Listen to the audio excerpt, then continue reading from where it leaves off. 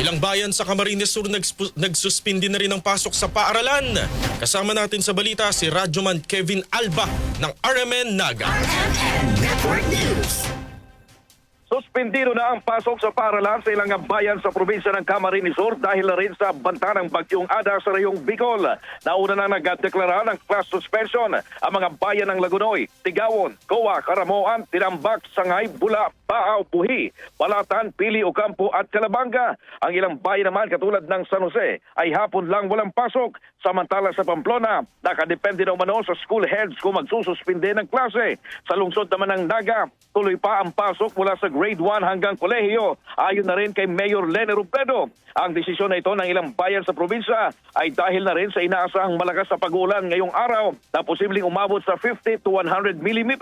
Patuloy naman na nasa ilalim ng signal number 1 ang buong probinsya ng Camarines Sur. Kaugnay rin ito ang Land Transportation Office Bicol. Nanawagan na rin sa mga motorista na huwag munang ituloy ang biyahe, lalo na kung hindi naman importante sa mga probinsya ng Masbate, Catanduanes, Visayas at Mindanao para na rin sa kanilang kaligtasan.